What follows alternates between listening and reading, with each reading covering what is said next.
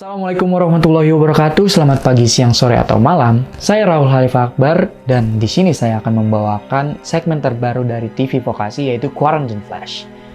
Jadi pada kesempatan kali ini saya akan ngobrol-ngobrol santai nih dengan rekan saya Muhammad Ikhwan Al-Rifaiat alias Iwan. Kali ini kita akan membahas suatu hal yang penting banget dan wajib kalian tahu. By the way, teman TV Vokasi, jangan lupa vaksin ya. Dan mematuhi protokol kesehatan tentunya. Kita harus dukung program vaksinasi dari pemerintah supaya kondisi negara ini membaik juga.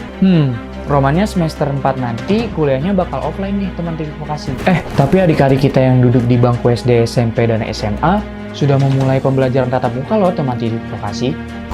Tahu nggak sih ada sistem PTM nih atau sistem sekolah untuk offline gitu, Nah, sistem offline ini mengandung banyak pro kontra gitu.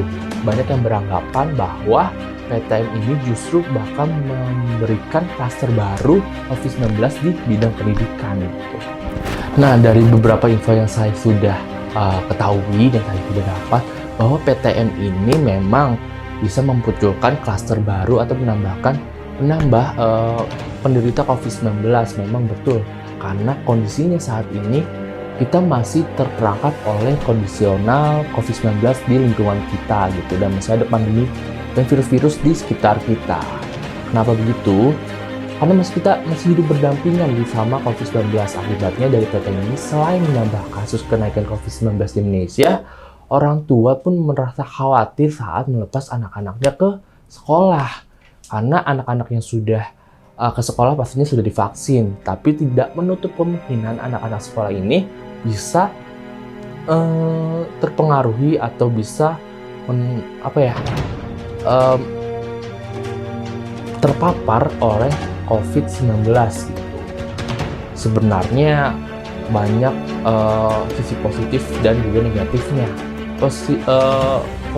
Negatifnya kita ketahui bisa menambah klaster baru, bisa menambah kenaikan pasien COVID-19, namun di samping itu ada juga dampak baiknya, yaitu dampak baiknya anak-anak ini yang sudah 1,5 sampai 2 tahun belakang ini melakukan aktivitas pendidikan itu secara online, maka materi-materi yang diberikan itu kurang diserap gitu dan kurang bisa dipahami. Maka penyelenggaraan PTM ini memaksudkan bahwa anak-anak sekolah yang sudah melakukan online ini bisa memahami materi lebih baik karena bisa berinteraksi dengan guru, bisa menanyakan dengan teman, bisa berinteraksi, sehingga materi-materi yang sebelumnya lost atau hilang ini bisa dikejar dengan PTM itu sendiri.